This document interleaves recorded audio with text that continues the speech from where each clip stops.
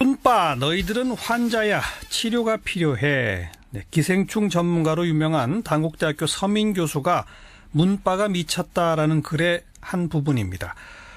오늘 하루 종일 논란이 뜨거운데요. 서민 교수 직접 연결합니다. 안녕하세요. 네, 안녕하세요. 서민입니다. 네, 일단 이런 글을 쓰게 된 배경이 뭡니까? 제가 문빠에 대한 문제점을 좀 오래전부터 계속 생각하고 있었는데요. 예. 그리고 이제 계속 문빠 사이트를 다니면서 그들의 이제 삶을 좀 관찰하다가 예. 이제 좀 정도가 너무 심해서 이게 이제 우리나라 전체로 봐서 해악을 끼치겠다 생각이 들어서 예. 쓰게 됐습니다. 예. 그래 특별한 계기는 있었습니까? 또 특히 뭐 미쳤다, 환자다, 치료까지 필요하다라고 말할 정도에? 뭐 그전에도 계속 뭐 정말 자기랑 의견이 조금만 다르면 적폐로 몰고, 그러니까 정말 민주주의를 위해서 애써 싸운 사람들까지 적폐로 모는 걸 보면서 도대체 왜 그럴까 생각을 하다가 이제 얼마 전에 그 낚싯배 같은 경우도 예. 낚싯배로 인해서 막 사람이 많이 죽었는데 거기서도 이제 뭐 문재인 대통령 잘했다, 나라다운 나라구나 막 이렇게 얘기를 하더니 이 급기야는 중국 경호원이 기자를 폭행한 거에 대해서도 예. 뭐 맞을 짓 해서 맞았다고 되게 환호하는 걸 보면서 이제 드디어 이제 병이 정말 깊어졌구나 생각이 들어서 예. 누군가가 이렇게 나서서 얘기를 해야 되는데 아무도 못하는 거예요. 그래서 저라도 하겠다 생각이 들어서 글을 썼습니다. 문 대통령 극성 지지자들 문빠. 근데 이분들이 낚싯배 사고 이번에 기자 폭행 등등에서 보인 반응이 도를 넘었다.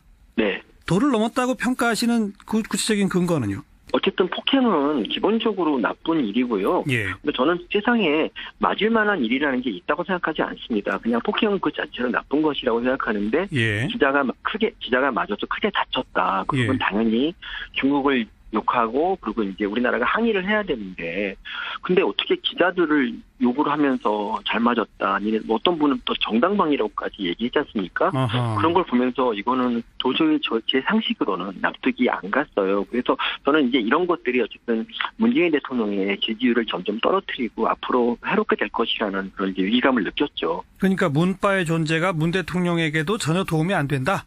그렇죠. 왜냐하면 사람들이 이제 대통령 싫어하게 되는 계기가 문빠들의 극성 때문에 질려서 싫어하게 되는 경우도 되게 많이 봤거든요. 아하. 특히 이제 민주당 경선 때가 이제 그때도 그랬었는데요. 예. 뭐 사실 뭐 안희정 지사나 이재명 시장 같은 경우도 굉장히 훌륭한 분들이고 존경할 만한 분들인데 예. 문빠들이 그들마저 적폐로 몰면서 욕을 막 해대했어요. 네. 그래서 그때 이제 그분들 지지자들이 뭐라 그랬냐면은 나 진짜 문재인 대통령 후보가 돼도 안 찍겠다는 분들이 좀 많이 있더라고요. 실제로 안 찍진 않았겠지만 예. 다른 후보 지지자들에게 상처를 입히는 그런 것이 너무 당연시되는 것 같아요. 이분들은. 네.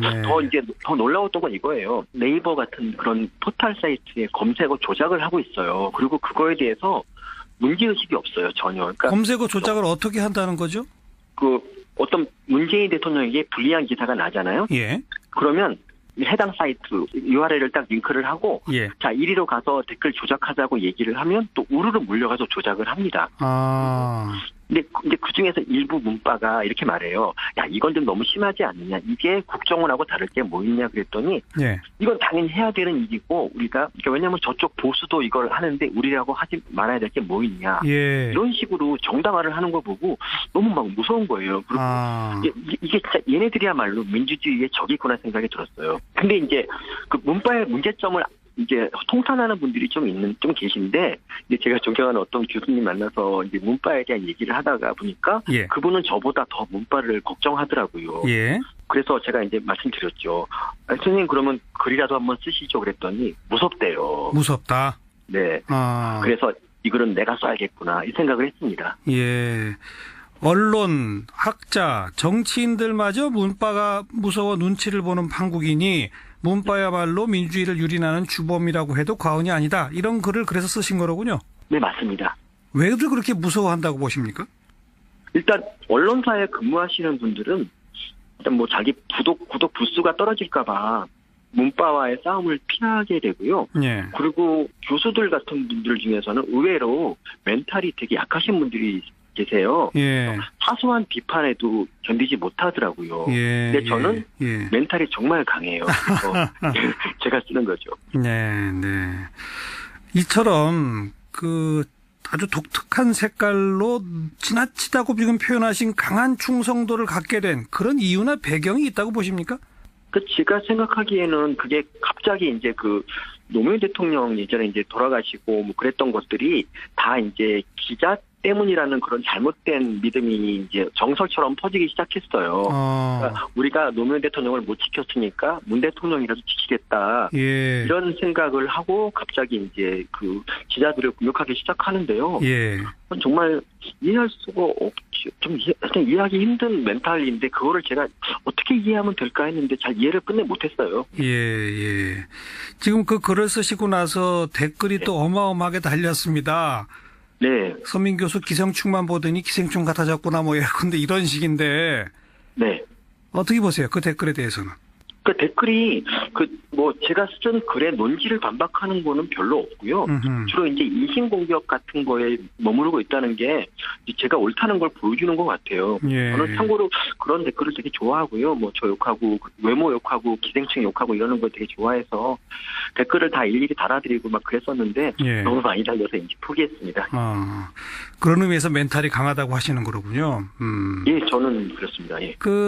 중국에서의 그 기자 폭행 관련해서는 노무현 정부 때 청와대 홍보수석이었던 조기숙 이화여대 교수가 조금 정확한 사실 파악하지 못하고 어떤 주장을 폈다가 뭐 혹시 이게 뭐 정당방위 아닐까 뭐 이런 식의 주장을 했다가 이건 제가 잘못했습니다 하고 사과한 적이 있었지 않습니까?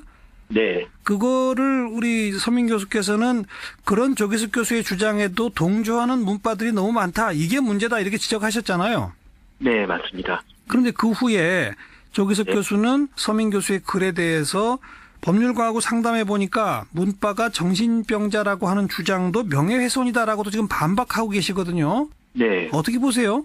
그러니까 저는 이렇게 뭐 일단 학자가 뭐 이렇게 이 정도 비판에 뭐 고소 얘기를 한다는 것 자체가 조금 좀 문제가 있는 것 같아요. 왜냐하면 뭐 자신의 비판은 늘 정당하고 뭐 자신에게 가해지는 비판은 뭐 항상 문제가 뭐 고소하냐 이런 거는 좀 문제가 있어요. 저 같은 경우는 저를 아무리 욕해도 저는 고소 같은 거 거의 안 하거든요. 그러고 사는데 뭐 그렇게 생각할 수도 있는 건데 좀 기절한 것 같다는 생각이 좀 들었습니다. 예.